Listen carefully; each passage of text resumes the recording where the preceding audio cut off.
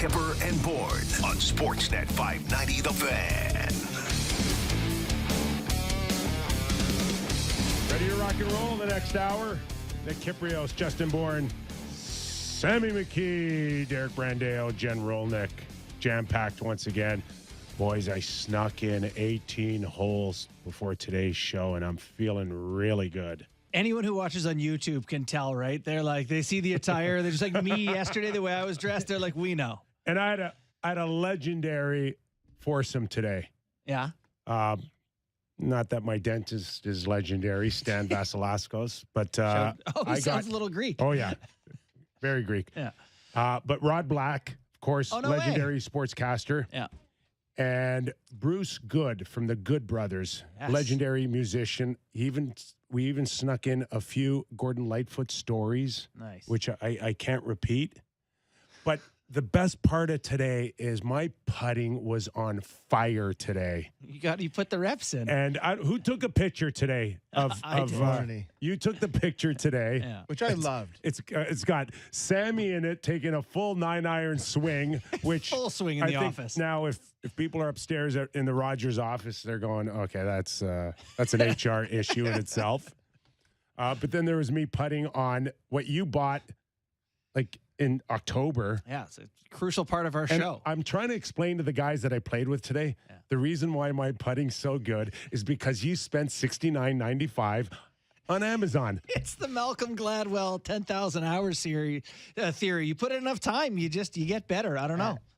I'm glad to see it pay off for you, though. And the other thing that I got a kick out of the most is that Sammy put out the picture of him swinging and me putting, and all anybody wants to talk about is how Sammy's legs look like piano sticks. I'm getting roasted I'm getting skinny shamed. You're getting buried. Just yesterday we had the Manoa conversation. We're careful with it. You're getting buried for the chicken legs. Listen, I'm proud of these stems. They're long, they're lean, they're luxurious. They've carried me through this long in life. It's they're 6'5". doing great. It's tough to have. Hey, would you rather be 5'6" and have crappy legs, or 6'5" and have luxurious legs? So I'm surprised he doesn't tip over. There is nothing sturdy about those things. I'm guessing it's hard to take a hit with that center of gravity when you're built like a tower. Correct. Yeah. Anyways, I a little sensitive to people crushing my legs. It is truly hilarious though. Because Kip's calves are the size of a turkey leg in medieval times. You can see those things from space. As someone once said, those aren't calves, those are cows. That's a great line. Has anybody ever seen Wayne Simmons' legs? He's got chicken legs too, okay? We got Mike Kelly coming up in a few minutes. We'll get some of the analytic numbers out in the first two games, and we'll get his thoughts on, is this thing over or not? Yeah, it sounds like Gudas is going to play for Florida in Game 3, which is a nice development for the Panthers. He's been a big part of their success. Guys, he got pasted by Barbashev, though. The reverse hit there, eh? Hey, what goes around comes around. Yeah. You take a run at enough guys and people come to expect it, you're going to wear a couple back. How would, I don't know, David Camp feel about Gudas? He enjoyed that moment. I know Sam thinks he's a bit of a phony since Aston Reese tried to fight Gudas and he wouldn't fight him. So, Sam, you probably enjoyed that, He's too. a fake tough guy. Fake tough guy? Oh, yeah. Yes. Takes runs. He's only 6 feet. I thought his toughness now is more than enough. Like in my era, that guy would have been bluffed right out. 100%. But because fighting is diminished so much, he actually can get away with being almost legit tough without the fighting part. Yeah.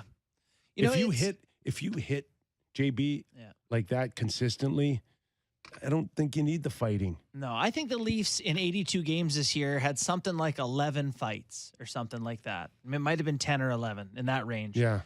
So that goes to show once every 8 games someone gets in a fight for him. You don't have to fight a lot. And I don't see too many guys challenging him constantly where if it gets to the point where you're turtling or you're just not looking a guy in the eye and it sends the bad vibe back to your bench, then there's an issue to be had there. Yeah. But it doesn't appear like he's getting challenged a ton because of the way he plays. Yeah. No, and he does. He does provide something a little bit unique for that team. So I'm glad he's back. You want every team to be fully locked and loaded with their best players in the final. So. All right, in about 15 minutes, we're also going to welcome in Al Morganti, a co-host of WIP Morning Show in Philadelphia. He also does pre- and post-game for the Flyer games. They pulled off a big trade.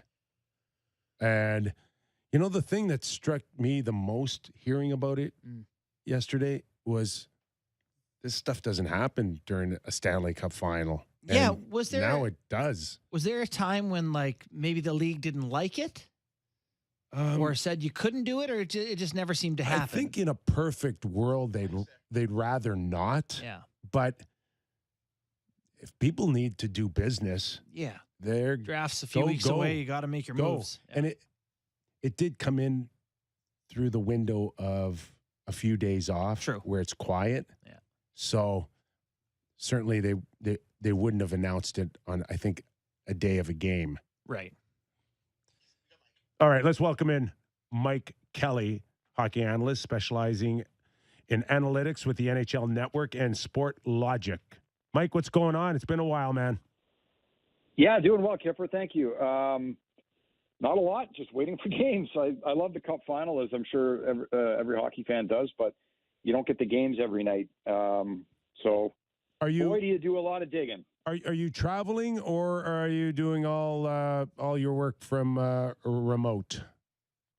I am remote. I'm not at the Cup final this year, which I was fortunate and happy to be there in Denver last year. But man, would this have been a good one given the two cities we're talking about?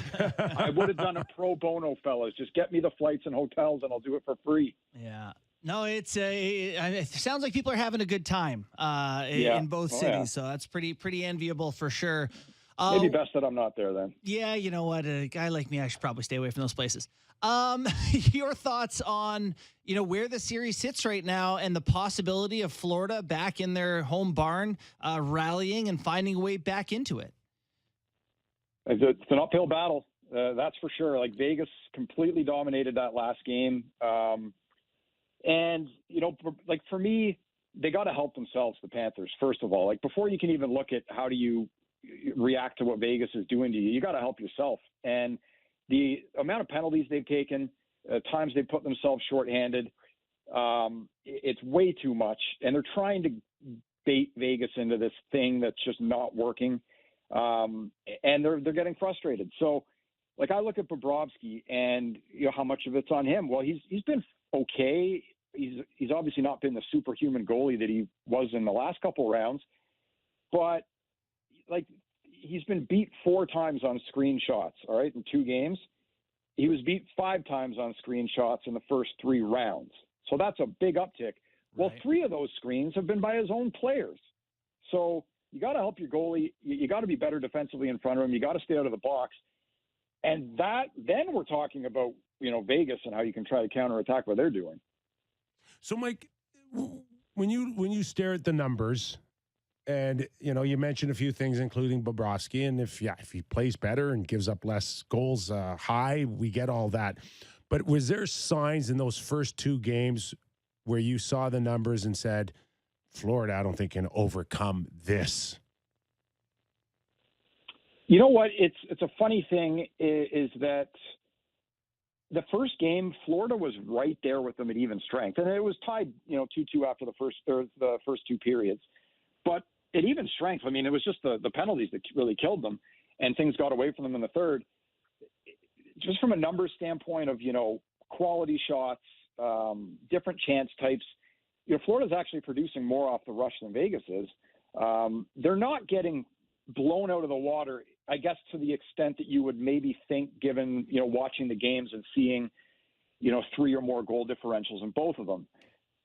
Some of that score effects and what have you, but there's definitely been stretches where, again, they put themselves in the box and they completely get out of any kind of rhythm. They're missing, Matthew Tkachuk has literally been in the penalty box more than he's been on the ice through 2 games. It's one of your best players. So. Yeah. I don't think it's Vegas is so insurmountable because they're doing this thing to Florida that Florida can't figure out. Florida's frustrated. And I go back to the West final where Dallas, like, remember, they lost their marbles in game 3, Jamie Benn, the cross-check, and they're taking penalty. Like, Vegas frustrates the hell out of you because you can't get inside on that defense and on that team, and you start to lose it a little bit. Dallas finally reacted, I think, appropriately, and they won a couple games, but it was too late by then because they were down 3-0. I think Florida, that game has to happen for them in game 3 next game as opposed to what Dallas was, which was game 4.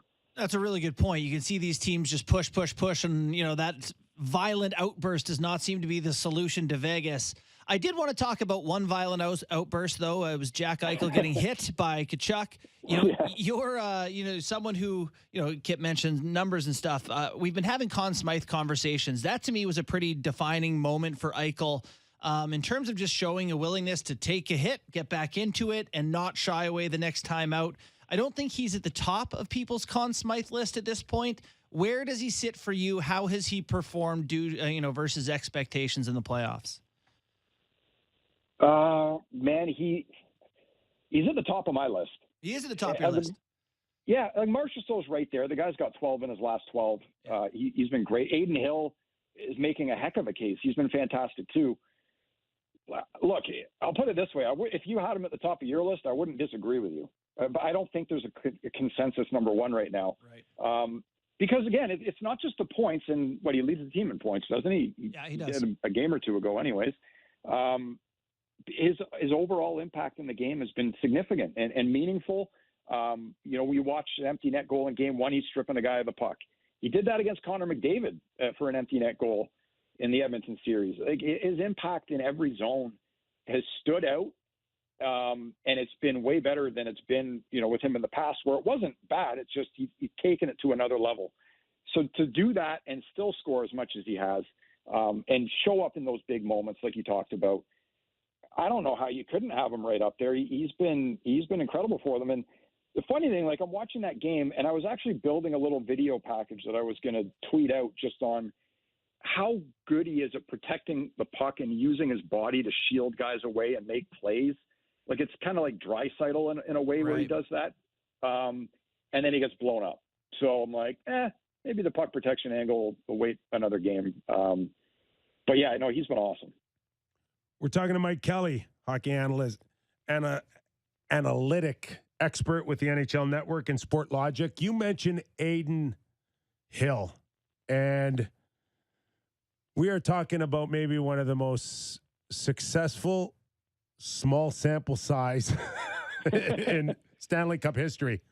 Yeah. And he's 27 years old. He's going to be a UFA. And someone mentioned to me that he's 6'6", and I'm like, oh my God, is he really? Like, that is a big goaltender. Right. And I'm just wondering, Mike, where would he fit in the equation of available goalies for you this summer? I think you have to be careful. I would say that. Like, if I'm working in a front office and I'm, in an analytics role or preparing a report, advising, whatever, I'd say you have to be careful. Not to be, blinded a little bit too much by a small sample. And he's been great. Like, I often talk with Vegas and other teams too. Wow, do they ever help their goalie, right, by insulating them and not allowing a ton of quality chances? And that's true. On top of that, he has been great. Every bit of accolades he's getting, he should be getting right now. But like you said, he's goalie in his mid to late 20s. It is a small sample. And if this turns into, okay, free agent, whether it's Vegas, re-signing him or another team signs him, and it's, 4 or 5 years and whatever, 4 or 5, like, big contract, I wouldn't do it. I'd be careful about that. I had a friend of mine who knows a lot about goaltending, who texted me a round ago just saying, like, I know this guy's playing great, but technically I don't love him as a goalie. And, who am I to say? I'm certainly no goalie expert in that sense, but I'd be careful is all. And I hate kind of saying that because of how great he's been. I don't want to take anything away from it. It's just, it is a small sample, like you said. Mike, what do you think about the idea that there are, I'm turning back to Toronto here, being a Leaf show and thinking about some comments Brad Treliving has made since coming here about how, guys that get you through the regular season, and then there's guys in the playoffs who can help you get through there, a different style of player. The Leafs have some decisions to make on guys. I think, you got Michael Bunting's a UFA, David Kampf needs a new contract. What do you think a priority for this Leafs team should be in signing their UFAs? Do you think it is a different style of player that they need in the playoffs, or can they continue to kind of, just get in again and then you never know what happens? Look, it's a great question. I'm not a believer of just build kind of a really good regular season team and eventually it'll be your time. There's certainly some evidence to support that. I do think that the game is quite different in the playoffs in certain areas that are meaningful and significant. It's funny you bring this up because I'm literally finishing a presentation I'm doing for an analytics conference in Sweden in a couple of days on part of it on the differences between regular season and playoffs. Mm-hmm. There are things that change to a degree that I would say are meaningful that relate to giving the puck up, like not playing this pure puck possession game, having to battle for it, having to do kind of those gritty type things. But this is where, and I'm not a believer that the Leafs should run it back either. I've never been a believer that they should, run it back with the core four. I think there's too many gaps there. I guess my answer to your question would be, I think the blue line is what needs more work than anything else. And, we'll see what kind of happens there. But yeah, I believe that there are big differences in the playoffs. I don't think, and I'll share a couple things with you. So Tampa Bay, the year they got swept by Columbus, next year they win the Cup, right? Yep. Florida wins the President's Trophy, gets abused by Tampa Bay in the second round. They can't score, and now they're in the Cup final. There's several reasons, but commonalities there are they went from pure let's carry it out, carry it in, skill it up kind of type game to we need to give it up and mitigate risk and know how to get it back. And it happened year over year like that. So I think there is an element of that. And this is where I get conflicted a bit because I look at guys like Matthews and Marner who have had trouble scoring and producing in big games, big moments, but they're really good at those things in general. So look, it's a tricky one. Mike, really appreciate your time as always on our show, man. Enjoy the rest of the Stanley Cup final. Thanks for doing this. All right. Sounds good, fellas. Good to talk to you. Thanks, right. Mike. Mike Kelly. The hard thing for Brad Treliving now is there's so many things he can't address, which I include Michael Bunting, David Kampf. Like those are important UFAs. Those guys played 15, right? 16, 17 minutes a night. But how do you go to them and figure out if you want them back or what they're worth until you know what Austin's going to do? Mm-hmm. And how do you figure out Ryan O'Reilly? Hey, listen, you gave us some assets for him, and in a perfect world, you'd like to probably have him back. I'd sure like to see him again. But how do you know that until you know what Austin's numbers are? There's such a domino effect. Yeah. Yeah. Like if Austin tomorrow says, I'm not signing long term, I'm going to play out my option next year, and I'm Matthew Tkachuk there, Brad. Yeah. Then all of a sudden the dynamic to sign Ryan O'Reilly changes, does it not? I guess it becomes a higher priority, is your point? Like, yes. If you have the money to do it. If you feel that that's who you want.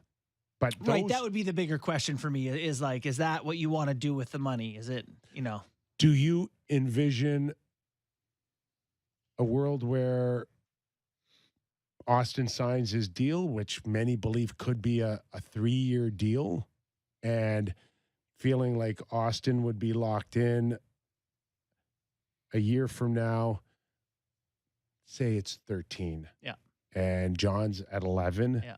And Ryan O'Reilly is at what? Like, think about it. 7.5? I don't know. Okay. Yeah. Say that. 4.75. Yeah. That's still a heck of a lot of money for your top three. It is. 100% it is. Yeah. It's That is the conundrum, but you've written about Tavares before, and that's just kind of the way you're stuck with that. It's one of those things where you have to hope if he doesn't regress, if Tavares is the player he is this year, if he's the same guy next year, it's not so bad. 11 million's too much, but it's not crippling. If he takes any sort of step back, you're in some trouble.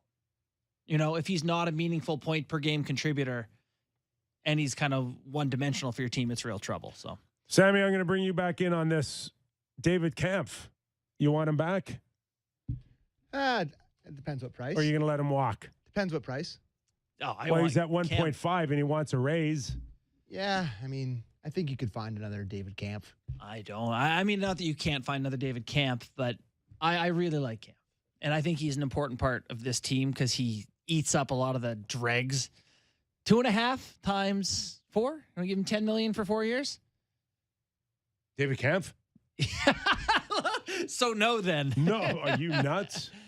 That's too much? Well, again, I think he was fifth or sixth on ice time among forwards. If in some world you think you're getting Austin and Tavares and Ryan O'Reilly, I can't go spend $2.5 million on my fourth line center. What are you going to spend? You're going to spend one? Who are you going to get? Pontus Holmberg. Pontus. Bring me Pontus. And he would be at 8. It's going to be an 875.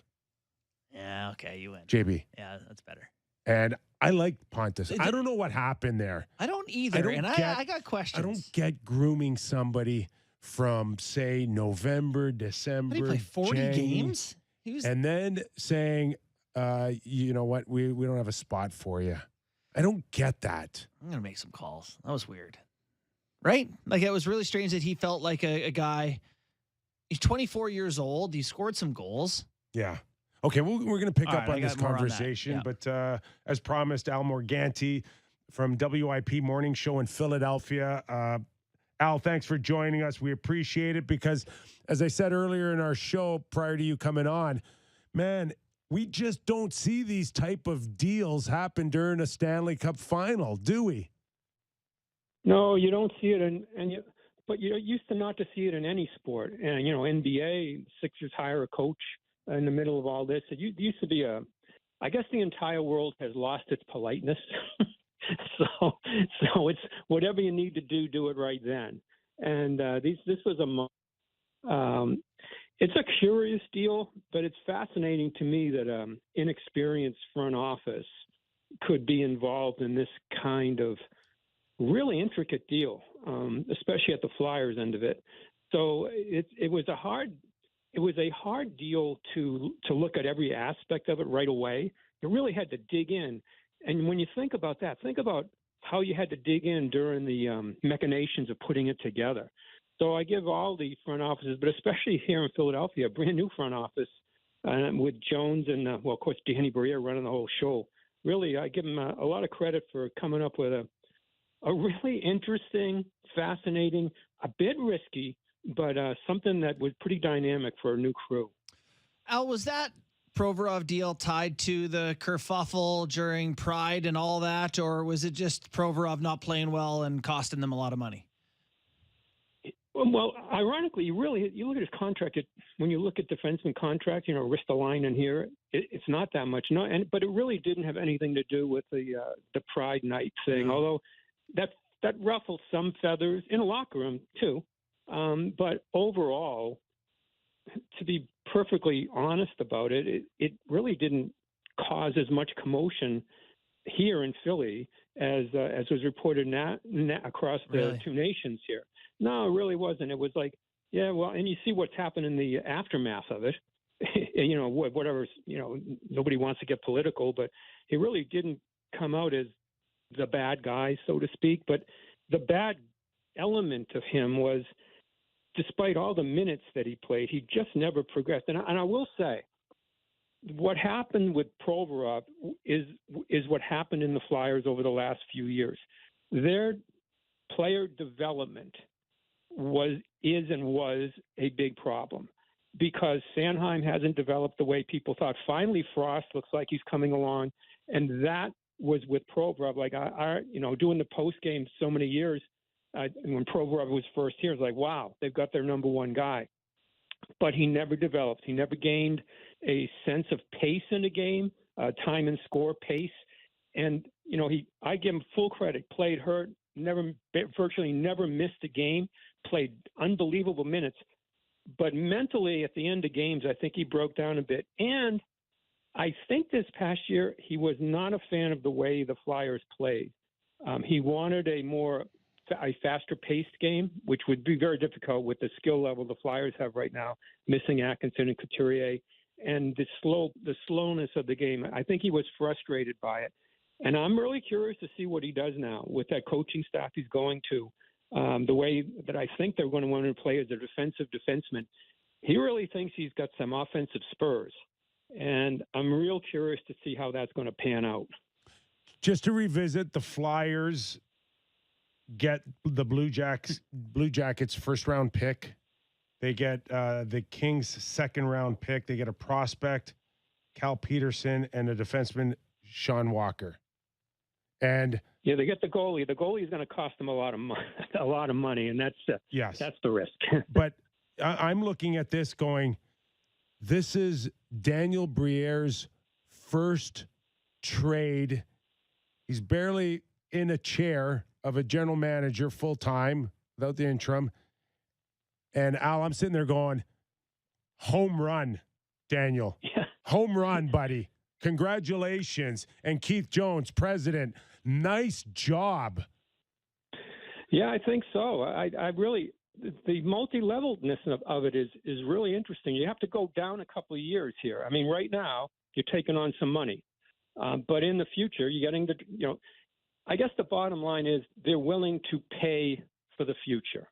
And you're taking on something. You get a defenseman that might fit in. D'Angelo, unless they can mend those fences, probably won't be here. So maybe you are getting a guy that's going to play this year and help you out. You frankly took the money for the goaltender, and now leading to all kinds of speculation about the goalie here, Carter Hart.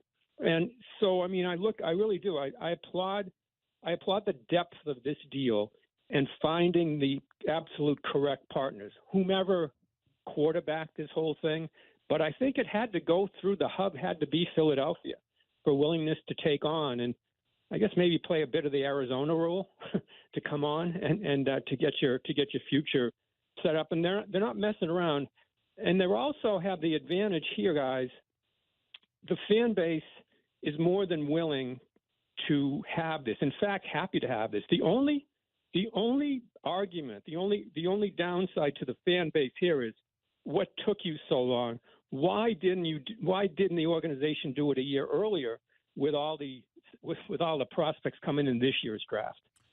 So what does the transition look like in Philadelphia, from the old regime there to Keith Jones, Daniel Briere, John Tortorella is still there. What do we expect the future? How do we expect it to be different than the most recent past of the Flyers? Well, you have to be in the biggest difference. You'd have to be here in the city to see the difference that's already here with the face of the organization, if you will. It's a corporate-owned Comcast, but there was really no face to it. Chuck Fletcher he didn't play well to a fan base. I didn't think he did an awful job here. I think he was hamstrung with some injuries here, but he still never came across as the face of the franchise, and he had to do the two roles, obviously.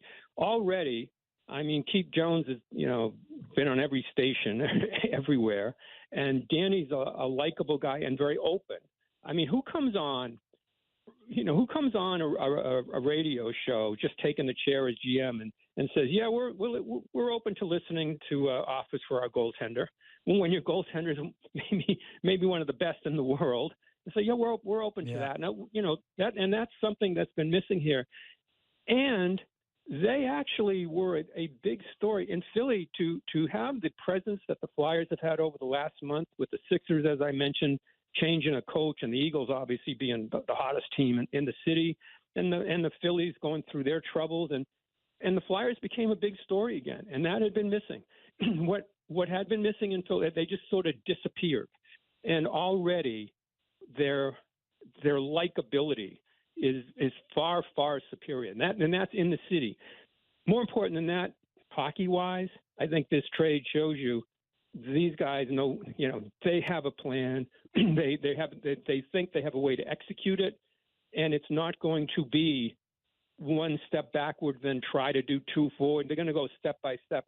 And the real bizarre part about this to me, and I said this almost every night when I was doing a Flyers game this year, was like John Tortorella spoke more like a general manager than any coach I'd ever seen. What coach leaves the bench, comes and watches upstairs with the GM to see what direction they're going to be in the future?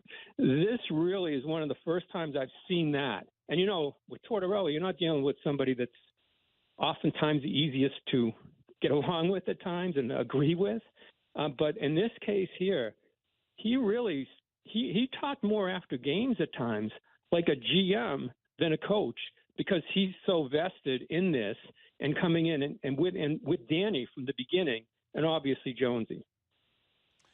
Al Morganti from WIP Morning Show in Philadelphia is joining us. Al, in terms of Carter Hart now, it wasn't too long ago we all had him as the next Carey Price, man, and it was just an incredible future for the Philadelphia Flyers. It hasn't really ever hit that level on a real strong consistency. So are Flyer fans going to be okay if they see this guy walk out the door?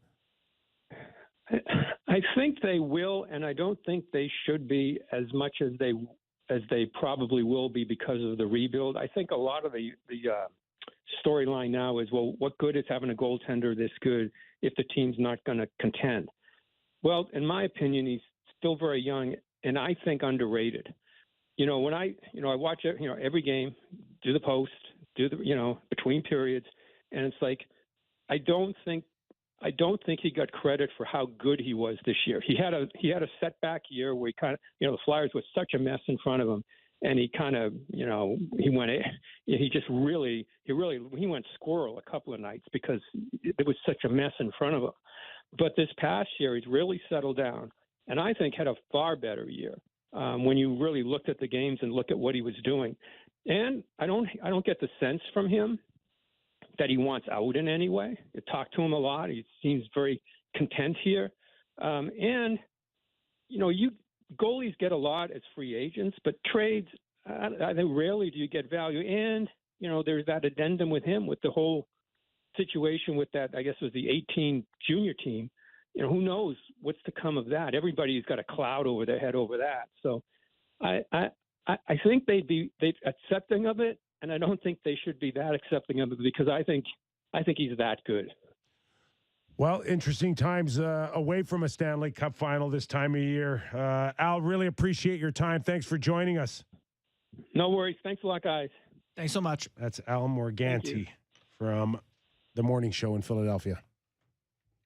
Flyers are a fascinating team. I think the league needs a healthy Flyers team, so I'm rooting for them. Yeah, I totally agree. Now, in terms of the Flyers, like I said, I thought Daniel Briere did great. And yes, Al's right. Just as long as you have ownership support that you're willing to eat like $4.5 million, you're getting a first rounder, you're getting a second rounder, and you are now getting your team in play to start building immediately. Like those are going to be good prospects, good sound players that you could start envisioning a better team in 2, 3, 4 years. Well, that's the wonder, what is that time of the turnaround? And if I'm Keith Jones and Daniel Briere, I'm selling it on a timeline, same as you mentioned there. If you're John Tortorella, you probably like it to be sooner than 2, 3, 4, right? Like, would like to see the team start to get better next season, but it's tough in that division. I think you have to acknowledge you're not going to win a cup next year and just be patient and let it come to you a little bit, That's the Flyers. Yeah. Can someone love that trade for the Flyers? What's that? Love that trade by the Flyers. Yes, me too. Provorov's not helping. Well, no, but they're just doing that. They're doing the things that good rebuilds do. Leafs did it here when Lou first took over, taking on bad contracts to get assets, get picks, get young players. It's how you do it. You need to have ownership on board, and it seems like they've got a good chain of command going there now. Okay. Yeah. Anyways. Can someone explain to me then, like, what the hell is Columbus doing? Can someone explain that to me, Provorov? I think what is going on here? Columbus to me is impatient. They want to, and this is when you get in trouble, when you want to rush the rebuild. They finished last in the Eastern Conference this year, and they got some players there, whether it's Line or Gaudreau or the young cylinder. Their D, they got Werenski, and they got a few D that can play. Where is the game plan? Well, that's a good question. Yeah. So you go out and you get Johnny Gaudreau. You don't get Babs to lose, by the way. You got Johnny Gaudreau on a mammoth contract. And then by the end of the year, you're tanking for Connor Bedard. Yeah. So you want to be the worst in the league. Yeah. Yep. And now you want to go get Provorov. Yep. Who has ready to turn it around. two years. What's he have left on his contract? Provorov. 2 years. 2 years. You think in 2 years that guy's re-signing there? Well, when they turn it around and show you that they can win, they do have a lot of young D that people like. Yep. Werenski and Boqvist and is it David Juracek or something? That guy I know. is not staying. You don't think if they finish what fifth? did he make this year? I think almost 6 million. 6 million. Five and a half. So okay. So what do you think he's going to want to stay in Columbus? You want a year premium from on now? that? He ain't signing for that. He wants a big raise. Have they officially announced Babs? No, they can until I think his contract runs out with the Leafs. Provorov actually makes 4.725 for the next 2 years. 4.725 is his contract. So, yeah. And what did Gavrikov sign? 2 by 6 almost. 2 by 5.8 something. Yeah. Okay. I actually don't mind that with the short term. Fantastic. Well, you don't mind it if you're LA. If you're Gavrikov, is this not a chance to get yourself a nice long, yes, like 5 times 5 or something? I will say I was stunned by the 2 years. It's a major bet on yourself type thing. If is only teams 27. can sign these type of contracts to 2 or 3 years, yeah, do it every time. like it'll be great. They're movable. You can trade them. Throw everyone an extra $500,000 if they'll take a 2-year deal. And even Provorov, I bet you this time next year he'll be on the trading block. Right? Yeah. Because they're not going to be good enough. That's a fair point too, though. They're not going to be good. They're not going to be that good. No, but it is a good point that they can, hopefully, flip them again and regain some of the assets they gave up. But I really am of the belief that it's not good for your program to suck, and you need good players, and you need these young players that you're trying to develop to be surrounded by guys who can make plays and move the puck. Yeah.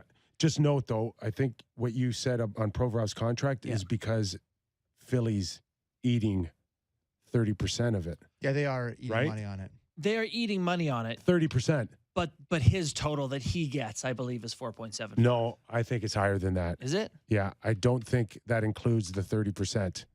So he's going to want $7 or $8 million. I guarantee you. You're correct. He makes 6.75. That's and he's going to want to bump up.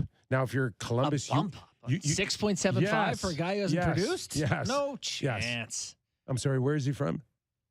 They don't take pay cuts. Is that a thing? Okay. And, Milstein's been doing work for him for sure. And yes, you can trade him. And yes, maybe it's even a first rounder. Paid the $2 million, by the way. Sorry? The Kings paid the $2 million. Okay. Yeah. Not the Flyers. Doesn't matter. Yeah. It's all about the number. Yeah. The other thing, yes, you can trade him this time next year and get a pick or a prospect, but isn't this the problem with Columbus is actually getting players to stay? It is. You want them in and out like that, like it's a revolving door? How are you going to build anything? Yeah. Well, I mean, but Kip, if you can't keep anyone unless you're good, you have to try to get good. You have to get good players. They don't need to be good. Yarmo will keep his job. Yeah, apparently in perpetuity, he's just going to be employed. When I saw that trade and I just saw Provorov and that's it on a 2-year deal left, The more I think about it, the more I like it. That's just a trade for Jarmo to try to keep his job for another year. No, the more I like it. Why? The Where? more I like Tell me it. where. Because you're going to have an asset that's Provorov, who's making 4.7, who's actually paid, worth 6.7. So you're trading a cheap Provorov if you want to retain at the deadline. He's a first. He's going to be a valuable asset for them. And in the short term, you hopefully win a few more games and put a guy on the ice who can play. That decor is kids. It's kids. I know Provorov's not exactly an old man, but they need some bodies. You got to have some players on your team. Yeah, that's fair. I actually believe that teams like Buffalo, what they did this past year, you got to take that step. The Devils took the step from the basement to the middle before they made a push. You got to work your way back to that middle first, and I don't hate it. All right. And there's pain coming. What was that? There's pain coming. There's pain where's coming. where's LA now on a goaltender? So Peterson's out, Quick's out. Who's left there? Who's their goalie? Let me look this up. Corpusalo. Right.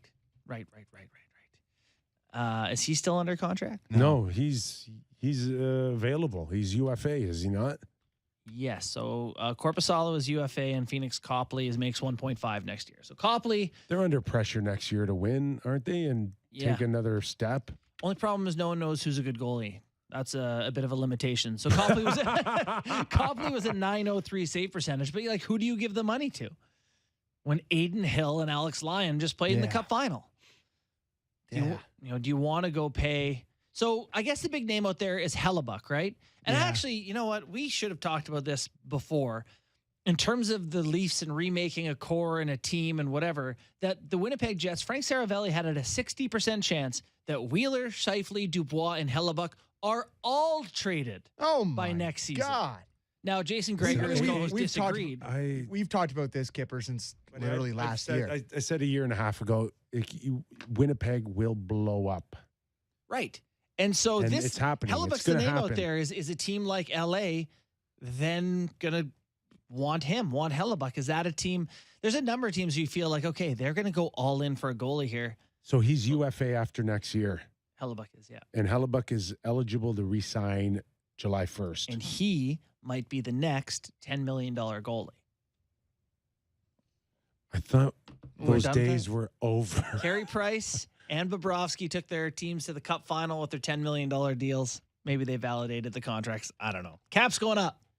You don't win with a $10 million goal in Stanley Cups. You don't until you do. Hellebuck, he has had some good seasons, but this year he was legitimately all world for the first half and then fell off a absolute cliff for the rest. That was a big reason they were in first place. Look at Florida for the last 4 seasons. Hellebuck's only 30.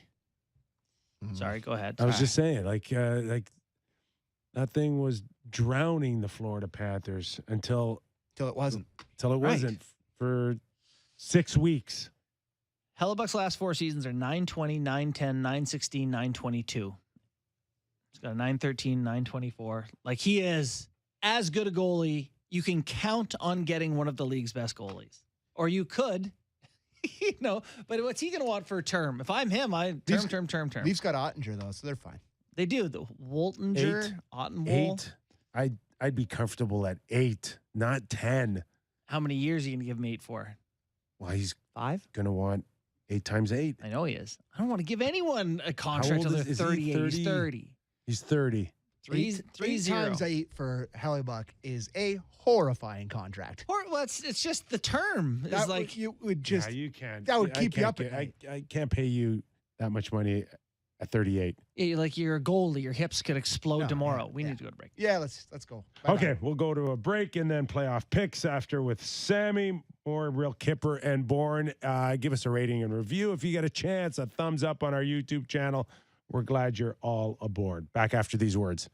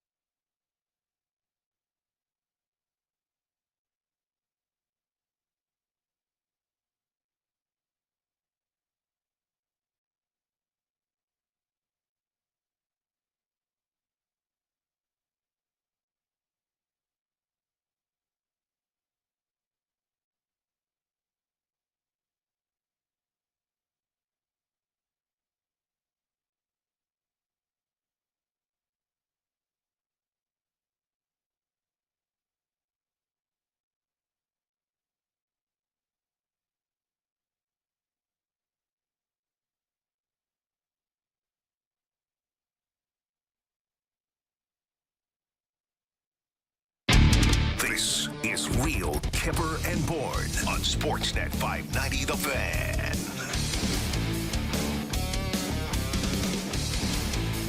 All right, Sammy, hit us. All right, it's time for playoff picks presented by Bet365. Visit the app for the latest odds.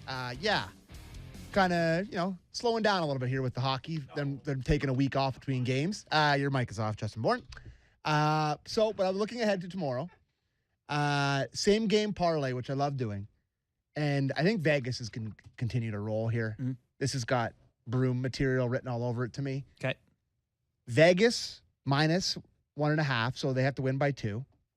Marchessault goal and Jack Eichel over a half point in the game. That pays plus 575, which to me, Eichel and Marchessault have been dominant together. That's something that could very easily happen. Now, to go a little bit off the board. Okay. Tonight, I like that, by the way. I like that bet. Thank you. Tonight, the NBA Finals gets kicked back up again, and I'm loving this Finals. NBA. I got an NBA pick for you, Kipper. You ready? Ready. The Nuggets. Absolutely love the Nuggets tonight. Everyone's a little bit down on them after they had a bad game against the Heat. Little same gamer for you. Jokic, 10 assists. Jamal Murray, over 20 points. And the Nuggets to win is plus 225. All of those seem extremely attainable to me. I think the Nuggets roll big time tonight. What's that series at? It's 1-1. The Heat just... And I love in basketball, too, you get... Go ahead. No, you go ahead. I was going to say, like, you get... The swing and payout is so different on the road, so you get the better team with getting the road dog. You're getting value on the Nuggets tonight big time. Is there a chance that the NBA championship happens before the NHL? I think... And they start later than us, much later? I don't know about that. I'd have to do some... I don't know. Why is that happening? It could be this, like, a day apart. They used to finish... We used to finish way ahead of the NBA. Not even close. Right? Yeah, it was way before. But I guess with COVID and all the different I don't see any reason why the NHL doesn't start up when kids go back to school. Like the others, NFL kind of gets going like September. The leaves are turning. It's a college thing in the States. What do you mean? Football? Is that what you're talking about? Yeah, it's a TV thing. I don't know. I just think it's summer's over. We're getting into hockey by September. Why is puck drop October 13th? I don't know. Give me September 20th. Why are we finishing like late June? That's what I'm saying. I shouldn't have pictures of my coworkers swinging golf clubs in June in shorts while we're talking about the Cup final. And one more off the board for you. Like I said, RBC Canadian Open this weekend. I'll be attending Thursday, Saturday, Sunday. And like I said on other shows, if you see me there, come say hello, buy me a beer. I love beer. But one of these years, a Canadian is going to win the Canadian Open. It's just going to happen. It's the law averages. There's a ton of great players. Adam Svensson has had an excellent year so far this year. He's been in a lot of top 10s, a lot of top 20s, played well in big tournaments. He's at 66-1 to win the RBC Canadian Open. If you put $10 on him, you win $660. It's a big, nice bet for you. Give me a little Adam Svensson at the RBC Canadian Open this weekend. Have we heard anything more today on Live and PGA? I think this is far from a done deal. Rory spoke today on it. What did he say? He had a lot to say. Was he pissed? He kind of, honestly... He wore it, huh? He kind of admitted defeat on it. Oh, he did. It's not so much that he admitted defeat to me as he said... Here you go. This is what he said. Okay. Rory on Saudi money. I've come to terms with it. I've resigned myself to it. This is what is going to happen. It's very hard to keep up with people who have more money than everyone else. It kind of sounds like admitting defeat. Yeah. And I watched it. The guy looks... Yeah, I watched it too. Devastated. I would be furious with him.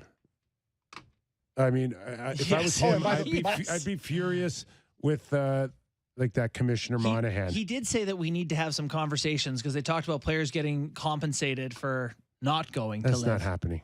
No. To me, I think... It's too late. Hey, that ship sailed, buddy. Yeah. To me, I think there's a world where, 5 or 6 of the top guys get a big payday. Where they're just like, here you go, here's...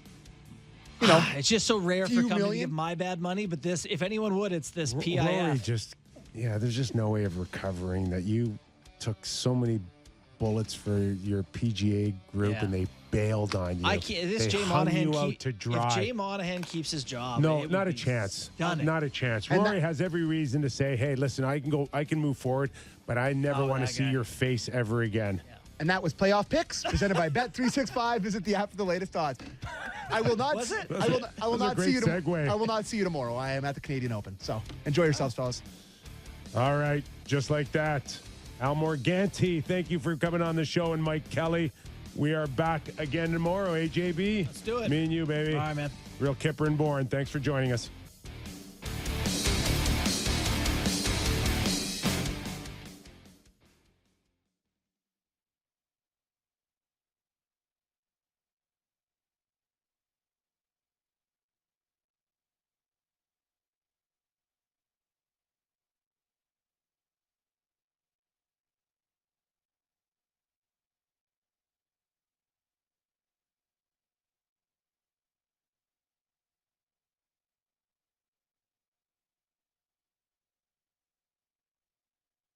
When summer brings the heat, McDonald's brings the chill. During summer drink days, enjoy a small iced coffee or a refreshing Coca-Cola for $1 plus tax and step up your summer today. At participating McDonald's